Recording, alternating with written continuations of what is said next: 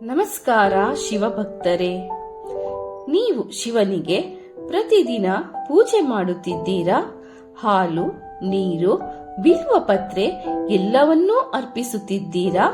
ಆದರೆ ಒಂದು ಪ್ರಶ್ನೆ, ಯಾಕೆ ಈ ವಸ್ತುಗಳನ್ನೇ ಶಿವನಿಗೆ ಅರ್ಪಿಸಬೇಕು?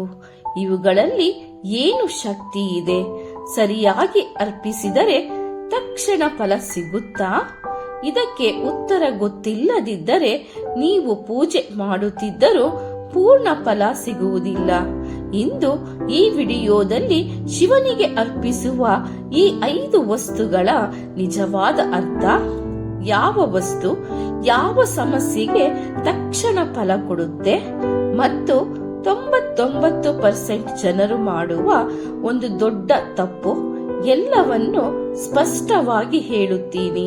ಈ ವಿಡಿಯೋವನ್ನು ಸ್ಕಿಪ್ ಮಾಡದೆ ಕೊನೆಯವರೆಗೂ ನೋಡಿ, ಏಕೆಂದರೆ ಕೊನೆಯ ವಸ್ತು ನಿಮ್ಮ ಜೀವನದಲ್ಲಿ ಅಚ್ಚರಿ ಬದಲಾವಣೆ ತರುತ್ತದೆ. ಓಂ ನಮಃ ಶಿವಾಯ. 1. ಭಸ್ಮ.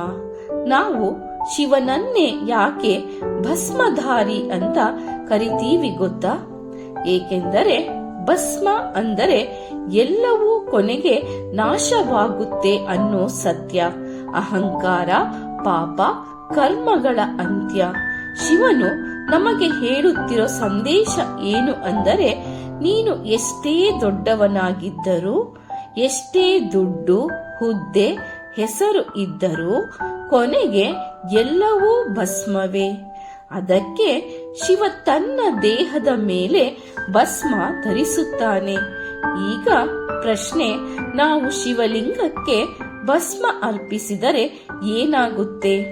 ಭಸ್ಮ ಅಂದರೆ ಕೇವಲ ಧೂಳಲ್ಲ, ಅದು ನಮ್ಮ ಜೀವನದ ನೆಗೆಟಿವ್ ಕರ್ಮಗಳ ಮೇಲೆ ಹಾಕುವ ರೇಖೆ. ಭಸ್ಮ ಅರ್ಪಿಸುವಾಗ ನಾವು ಒಳಗಿನಿಂದ ಹೇಳುತ್ತಿರೋದು, ನನ್ನ ಅಹಂಕಾರ ನಾಶ ಮಾಡು ಸ್ವಾಮಿ, ನನ್ನ ಹಿಂದಿನ ತಪ್ಪುಗಳನ್ನು ಭಸ್ಮ ಮಾಡು. ಅದಕ್ಕೆ ನಿಯಮವಾಗಿ ಭಸ್ಮ ಅರ್ಪಿಸಿದರೆ ಹಿಂದಿನ ಕರ್ಮ ಬಂಧನ ಸಡಿಲವಾಗುತ್ತೆ. ಜೀವನದಲ್ಲಿ ಅನಾವಶ್ಯಕ ಅಡೆತಡೆಗಳು ಕರಗುತ್ತವೆ. ಶತ್ರುಬಾಧೆ, ದೃಷ್ಟಿದೋಷ, ತಂತ್ರ ಮಂತ್ರ ಪ್ರಭಾವ ಕಡಿಮೆಯಾಗುತ್ತೆ. ತಕ್ಷಣ ಕಾಣುವ ಫಲ ಏನು? ಮನಸ್ಸಿಗೆ ಅಚ್ಚರಿಯ ಶಾಂತಿ, ಭಯ, ಅಶಾಂತಿ, ಗಾಬರಿ ಕಡಿಮೆ, ನಿರ್ಧಾರ ಶಕ್ತಿ ಸ್ಟ್ರಾಂಗ್ ಆಗುತ್ತೆ. ಬಹುತೇಕ ಜನ ಮಾಡುವ ದೊಡ್ಡ ತಪ್ಪು, ಭಸ್ಮವನ್ನು ಯಂತ್ರದಂತೆ ಅರ್ಪಿಸುತ್ತಾರೆ. ಭಾವ ಇಲ್ಲ, ಶ್ರದ್ಧೆ ಇಲ್ಲ. ಭಸ್ಮ ಅರ್ಪಿಸುವಾಗ ಕಣ್ಣು ಮುಚ್ಚಿ ಒಂದೇ ಸಾಲು ಹೇಳಿ, ನನ್ನ ಅಹಂಕಾರವನ್ನು ನಿನ್ನ ಪಾದದಲ್ಲಿ ಅರ್ಪಿಸುತ್ತಿದ್ದೇನೆ ಶಿವ. ಅಷ್ಟೇ. ಶಿವನ ಕೃಪೆ ಅಲ್ಲಿ ಪ್ರಾರಂಭವಾಗುತ್ತೆ. ಓಂ ನಮಃ ಶಿವಾಯ. 2. ಬಿಲ್ವಪತ್ರೆ. ಶಿವನಿಗೆ ಅತ್ಯಂತ ಪ್ರಿಯವಾದ ಎಲೆ ಯಾವುದು ಗೊತ್ತಾ? ಅದು ಬಿಲ್ವಪತ್ರೆ. ಪೂರ ಲೋಕದಲ್ಲಿ ಎಷ್ಟೋ ಹೂವು, ಎಲೆ ಇದ್ದರೂ ಶಿವನು ವಿಶೇಷವಾಗಿ ಕೇಳೋದು 3 ದಳಗಳಿರುವ ಬಿಲ್ವಪತ್ರೆ. ಯಾಕೆ? ಬಿಲ್ವಪತ್ರೆಯ ಆಳವಾದ ಅರ್ಥ ಏನು? ಈ 3 ದಳಗಳು ಸೂಚಿಸುವುದು ಇಚ್ಛಾಶಕ್ತಿ, ಡಿಸೈರ್, ಜ್ಞಾನಶಕ್ತಿ, ನಾಲೆಡ್ಜ್, ಕ್ರಿಯಾಶಕ್ತಿ, ಆಕ್ಷನ್. ಅಂದರೆ ನಮ್ಮ ಜೀವನದ ಚಿಂತನೆ, ನಿರ್ಧಾರ, ಕಾರ್ಯ. ಈ 3 ಶಕ್ತಿಗಳು ಸರಿಯಾದ ದಾರಿಯಲ್ಲಿ ಬರಬೇಕು ಅಂದರೆ ಬಿಲ್ವಪತ್ರೆ ಅರ್ಪಿಸಬೇಕು. ಪುರಾಣದಲ್ಲಿ ಸ್ಪಷ್ಟವಾಗಿ ಹೇಳಲಾಗಿದೆ, ಶಿವನಿಗೆ 1 ಬಿಲ್ವಪತ್ರೆ ಅರ್ಪಿಸಿದ ಫಲ 1 ಕೋಟಿ ಯಜ್ಞ ಮಾಡಿದಷ್ಟು ಪುಣ್ಯ. ಈಗ ಮುಖ್ಯ ಪ್ರಶ್ನೆ, ಬಿಲ್ವಪತ್ರೆ ಅರ್ಪಿಸಿದರೆ ಯಾವ ಫಲ ತಕ್ಷಣ ಸಿಗುತ್ತೆ? ತಕ್ಷಣ ಸಿಗುವ ಫಲಗಳು ಹಣ ನಿಲ್ಲೋದಕ್ಕೆ ಕಾರಣವಾಗಿರೋ ಅಡೆತಡೆ ಕರಗುತ್ತದೆ, ಮನೆಯೊಳಗಿನ ಕಲಹ ಮನಸ್ತಾಪ ಶಮನವಾಗುತ್ತೆ, ಆರೋಗ್ಯದಲ್ಲಿ ಅಚ್ಚರಿಯ ಸುಧಾರಣೆಯಾಗುತ್ತೆ. ಶಿವನ ಅನುಗ್ರಹ ತಕ್ಷಣ ಅನುಭವವಾಗುತ್ತದೆ. ವಿಶೇಷವಾಗಿ ಸಾಲ, ಕೋರ್ಟ್ ಕೇಸ್, ಉದ್ಯೋಗ ಅಡೆತಡೆ ಇರುವವರು ಬಿಲ್ವಪತ್ರೆಯನ್ನು ಶ್ರದ್ಧೆಯಿಂದ ಅರ್ಪಿಸಿದರೆ ಶಿವನು ಮೌನವಾಗಿರೋದಿಲ್ಲ. 99% ಜನರಿಗೆ ಗೊತ್ತಿಲ್ಲದ ತಪ್ಪು. ಒಣಗಿದ ಹರಿದ ಬಿಲ್ವಪತ್ರೆ ಅಥವಾ 3 ದಳ ಮುರಿದ ಎಲೆ ಶಿವನಿಗೆ ಅರ್ಪಿಸಬಾರದು. ಅರ್ಪಿಸುವಾಗ ಹೀಗೆ ಹೇಳಿ, ನನ್ನ ಚಿಂತನೆ, ನಿರ್ಧಾರ, ಕಾರ್ಯ 3 ನಿನ್ನ ಪಾದದಲ್ಲಿ ಅರ್ಪಿಸುತ್ತಿದ್ದೇನೆ ಶಿವ. ಅಷ್ಟೇ, ಅಲ್ಲಿ ಶಿವನ ಕೃಪೆ ಫ್ಲೋ ಆಗುತ್ತದೆ. ಮುಂದೆ ಬರೋದು ಬಹಳ ಶಕ್ತಿಶಾಲಿ 3 ಜಲ. ಶಿವನಿಗೆ ಪ್ರತಿದಿನ ಜಲಾಭಿಷೇಕ ಯಾಕೆ ಮಾಡುತ್ತೀವಿ ಗೊತ್ತಾ? ಇದು ಕೇವಲ ಸಂಪ್ರದಾಯ ಅಲ್ಲ, ಇದು ಶಿವಶಕ್ತಿ ವಿಜ್ಞಾನ. ಜಲದ ಅರ್ಥ ಏನು? ಜಲ ಅಂದರೆ ಜೀವನದ ಮೂಲ, ಮನಸ್ಸಿನ ಭಾವನೆಗಳು, ಒಳಗಿನ ಶುದ್ಧತೆ.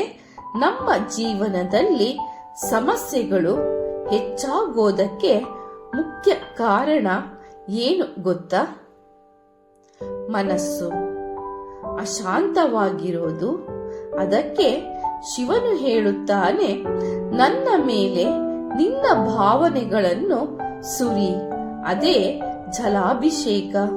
ಶಿವಲಿಂಗಕ್ಕೆ ಜಲಾಭಿಷೇಕ ಮಾಡಿದರೆ ಏನಾಗುತ್ತೆ? ಮನಸ್ಸಿನ ಗೊಂದಲ ನಿಧಾನವಾಗಿ ಕರಗುತ್ತೆ. ಗ್ರಹ ದೋಷಗಳ ಪ್ರಭಾವ ಕಡಿಮೆಯಾಗುತ್ತೆ. ಭಯ, ಆತಂಕ, ಒತ್ತಡ ಶಮನವಾಗುತ್ತೆ. ಜೀವನದಲ್ಲಿ ಅಡ್ಡಿಯಾಗಿದ್ದ ಕೆಲಸಗಳು ಸರಾಗವಾಗಿ ಸಾಗುತ್ತವೆ. ತಕ್ಷಣ ಕಾಣುವ ಫಲ. ಮನಸ್ಸು ತಣ್ಣಗಾಗುತ್ತದೆ. ನಿರ್ಧಾರ ಮಾಡುವ ಶಕ್ತಿ ಬರುತ್ತದೆ.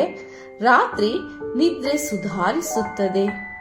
ವಿಶೇಷವಾಗಿ ಸೋಮವಾರ, ಪ್ರದೋಷ ಕಾಲ ಅಥವಾ ಮನಸ್ಸು ತುಂಬಾ ಅಶಾಂತವಾಗಿರುವ ದಿನ ಜಲಾಭಿಷೇಕ ಮಾಡಿದರೆ ಫಲವನ್ನು ನೀವೇ ಅನುಭವಿಸುತ್ತೀರಾ. ಬಹುತೇಕ ಜನ ಮಾಡುವ ತಪ್ಪು ಕೋಪ, ಬೇಸರ, ಆತುರದಲ್ಲಿ ಯಂತ್ರದಂತೆ ನೀರು ಸುರಿಯುವುದು. ಜಲಾಭಿಷೇಕ ಮಾಡುವಾಗ 1 ಸಾಲು ಮನಸ್ಸಿನಲ್ಲಿ ಹೇಳಿ, ನನ್ನ ಎಲ್ಲಾ ಭಾರವನ್ನು ನಿನ್ನ ಪಾದದಲ್ಲಿ ಬಿಡುತ್ತಿದ್ದೇನೆ ಶಿವ. ಅಷ್ಟೇ, ಶಿವನು ನಿಮ್ಮ ಭಾರವನ್ನು ಹೊರುತ್ತಾನೆ. 4 ಹಾಲು. ಶಿವನಿಗೆ ಹಾಲು ಅರ್ಪಿಸುವುದನ್ನು ಬಹುತೇಕ ಜನ ಅಭಿಷೇಕ ಅಂತಲೇ ನೋಡುತ್ತಾರೆ. ಆದರೆ ಇದರ ಹಿಂದೆ ಬಹಳ ಆಳವಾದ ರಹಸ್ಯ ಇದೆ. ಹಾಲಿನ ಅರ್ಥ ಏನು? ಹಾಲು ಅಂದರೆ ಶುದ್ಧತೆ, ಸಾತ್ವಿಕ ಗುಣ, ತ್ಯಾಗ ಮತ್ತು ತಾಳ್ಮೆ. ಶಿವನು ವಿಷಪಾನ ಮಾಡಿದ ದೇವರು. ಅಂದರೆ ನಮ್ಮೊಳಗಿನ ವಿಷಭಾವ, ಕೋಪ, ಅಸೂಯೆ ಇವೆಲ್ಲವನ್ನು ಹೀರಿಕೊಳ್ಳುವ ಶಕ್ತಿ ಶಿವನಿಗಿದೆ. ಅದಕ್ಕೆ ಶಿವಲಿಂಗಕ್ಕೆ ಹಾಲು ಅರ್ಪಿಸುವುದು ನಮ್ಮೊಳಗಿನ ವಿಷವನ್ನು ಹೊರಹಾಕುವ ಪ್ರಕ್ರಿಯೆ. ಹಾಲು ಅರ್ಪಿಸಿದರೆ ತಕ್ಷಣ ಆಗೋ ಫಲಗಳು: ದಾಂಪತ್ಯ ಕಲಹ ನಿಧಾನವಾಗಿ ಕಡಿಮೆಯಾಗುತ್ತೆ, ವಿವಾಹ ವಿಳಂಬ ಸಮಸ್ಯೆ ಶಮನವಾಗುತ್ತೆ, ಕುಟುಂಬದಲ್ಲಿ ಶಾಂತಿ ವಾತಾವರಣ, ಸಂತಾನ ಭಾಗ್ಯಕ್ಕೆ ಅನುಕೂಲಕರ ಶಕ್ತಿ. ವಿಶೇಷವಾಗಿ ಪತಿ ಪತ್ನಿ ಮನಸ್ತಾಪ ಅಥವಾ ಮನೆಯೊಳಗೆ ಮಾತುಕತೆ ಕಡಿಮೆಯಾದರೆ ಹಾಲು ಅಭಿಷೇಕ ಅತ್ಯಂತ ಪರಿಣಾಮಕಾರಿ.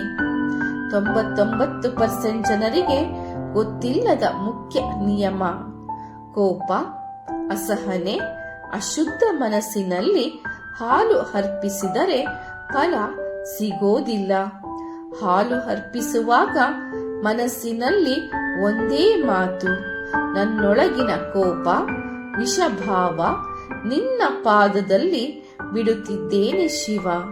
ತಕ್ಷಣ ಅನುಭವವಾಗೋ ಫಲ, ಮನಸ್ಸು ಹಗುರವಾಗುತ್ತೆ, ಮಾತುಕತೆ ಸುಧಾರಣೆ, ಮನೆಯ ವಾತಾವರಣ ಬದಲಾಗುತ್ತೆ. ಇದೀಗ ಬರುತ್ತಿದೆ 5 ಧೂಪ.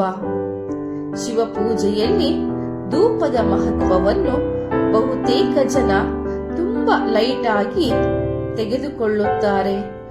ಆದರೆ ಧೂಪ ಅನ್ನೋದು ಕಾಣದ ಶಕ್ತಿಗಳ ಮೇಲೆ ಕೆಲಸ ಮಾಡುವ ಸಾಧನ. ಧೂಪದ ಅರ್ಥ ಏನು? ಧೂಪದ ಹೊಗೆ ಸೂಚಿಸುವುದು ವಾತಾವರಣ ಶುದ್ಧೀಕರಣ, ಸೂಕ್ಷ್ಮ ಶಕ್ತಿಗಳ ನಿವಾರಣೆ, ದೇವಶಕ್ತಿ ಆಕರ್ಷಣೆ. ನಿಮ್ಮ ಮನೆಯಲ್ಲಿ ಕಾರಣವಿಲ್ಲದ ಭಯ, ಮರು ಕೆಟ್ಟ ಕನಸು, ಮನಸ್ಸಿಗೆ ಅಶಾಂತಿ, ಪೂಜೆ ಮಾಡಿದರೂ ಶಾಂತಿ ಸಿಗದಿರುವುದು, ಇವೆಲ್ಲ ಇದ್ದರೆ ಅಲ್ಲಿ ಧೂಪದ ಪಾತ್ರ ಬಹಳ ದೊಡ್ಡದು.